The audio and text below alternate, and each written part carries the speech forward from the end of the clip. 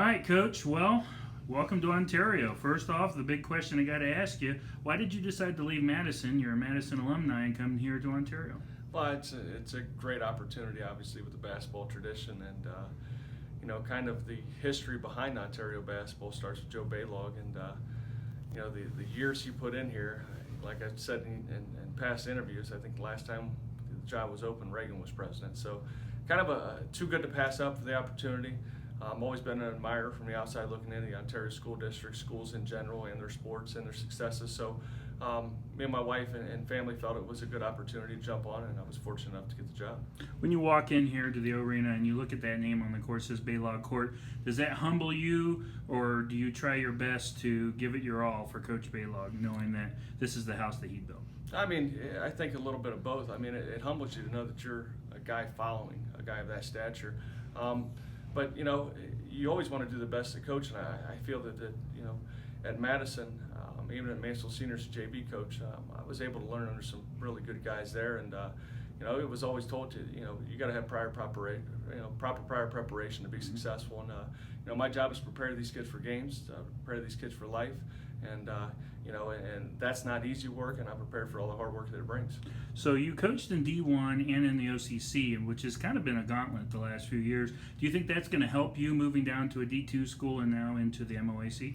Well, I think preparation-wise it will. I mean, we were a diverse league. We brought a lot to the table, but I also think the MOAC brings quite a bit of diversity as well, and there's a heck of some athletes here. My goodness, you watched some game from last year. And although there's some bigger schools in the OCC, I think the competition's right up there with it. You could say the physicality may be a little bit different, but the competition level is still at a high level. So, I think we'll bring a little bit of flavor, but I think with guys we got on our staff from Ontario, with the knowledge they bring, I think we can kind of mesh the two together. Let's talk about some of the kids that you have. Gage Weaver, Darian Delbruce, just to name a few, returning for you here in Ontario, and talk about maybe some of the younger guys too that we're going to see this season. Well, obviously you started with Darian and Gage. Those are two guys that came off the bench last year, and we've got some roles to fill, and we've got some guys that are looking to fill those roles. You look at starting from inside out, you got Alex Rathburn, who's a big body, who's looking to jump into some varsity minutes, and then Carter Weaver's going to take a big jump from freshman to JV ball up to varsity, so as a sophomore. So those two guys we're asking a lot out of, and those are guys that didn't play any varsity minutes last year. And then around the perimeter, you're talking guys like Josh Young, who's going to be a senior, who played some JV basketball last year, Braxton Hall, and then you throw in a couple sophomores with Brady Zay and Grayson Purvis, and then you got guys that had to sit out some last year from coming over from St. Pete, so a guy like Cooper Schroeder. So those are guys that are all in the mix, and right now we're trying to figure out what our pecking order is, and every day in practice is a chance for them to prove themselves. How has the transition been for you on a coaching level? Have you had to really adjust your style at all going from Madison to here?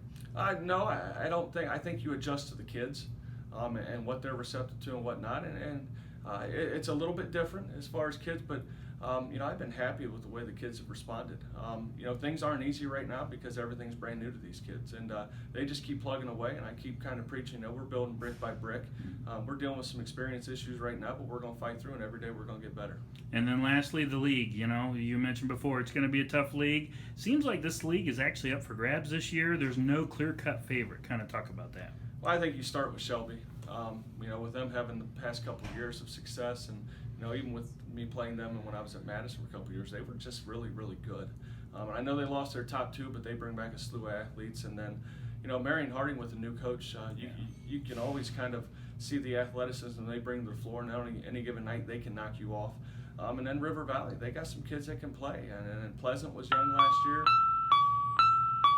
And being new to the league, it's going to be different for me. The scouting reports are going to look a lot different what I'm used to. Getting to know these coaches is going to be a lot. So we've definitely got our work cut out for us. Thanks, Coach.